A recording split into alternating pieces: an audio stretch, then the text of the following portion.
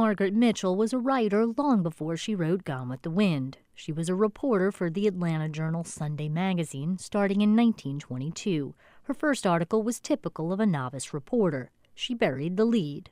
She was sent to cover a woman who had been to the fashion shows in Paris and in Italy. But that woman had also been a first-hand witness to Mussolini's armies overtaking Rome, and she just tagged that into the bottom of the story. So her first major edit job was a rewrite of that very, very famous news occasion. Her second husband, John Marsh, was also a reporter, and he encouraged her. John Marsh was also a journalist by background, and he worked for the Hearst newspapers. Their favorite thing to do together was to go to Georgia Press Association meetings and Georgia Women's Press Association meetings. I think they shared the green eye shades, and so we know their life was filled with newspapering. She was a lively and engaging writer. She had a wonderful interviewing style. She interviewed just so many people. Every big dignitary who came to town, they ended up having her interview them.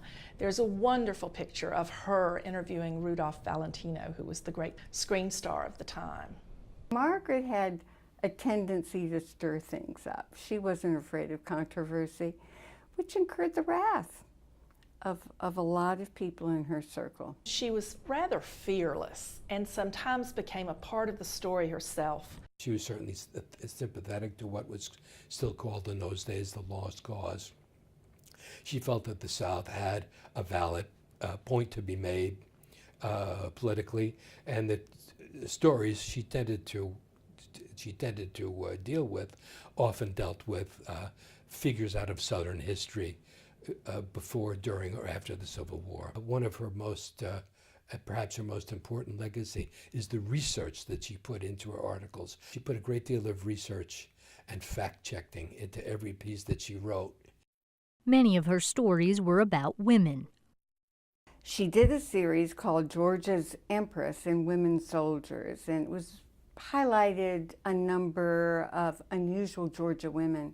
One was Rebecca Latimer Felton, who became the first woman to serve in the U.S. Senate.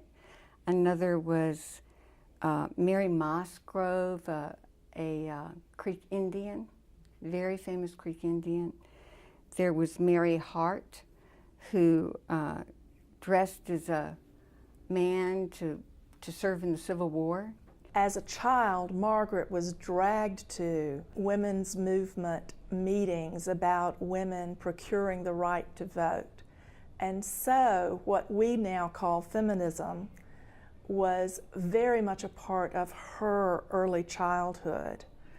Mitchell also was later on an early advocate for some of the things which would come to be known as the civil rights movement. She was never a woman who acquired material things. She basically gave her wealth away. And she gave it in a very targeted and thoughtful way. We discovered a compilation of letters that Margaret had written Benjamin Mays, the teacher of Dr. King, the president of Morehouse College, in which Mays had sought out Margaret Mitchell, and at one point even sent her his pamphlet, The Christian Principles of Race Relations. And in the course of that correspondence, you see a woman who had evolved from being a reporter, a world-acclaimed author. So you saw that evolution, and then you come across these letters. And the first letter was to Hugh Spalding. And he had written Margaret asking her for contributions to the expansion of St. Joe's Infirmary, which at the time was downtown. And Margaret sent in a generous contribution of $1,000 and wrote back saying, "But Hugh, Atlanta's getting to the point where we can foresee that Atlanta will have the most highly educated population of black people in the South, and we have to start preparing for it. We need a hospital where our black doctors can train and come back and work in this section. And that became the undergirding philosophy in her providing scholarship money to Dr. Mays for students at Morehouse College, who then went on to Meharry Medical School. And we know today that she funded as many as 40 African Americans through medical school. Margaret Mitchell, Atlanta Press Club Hall of Fame.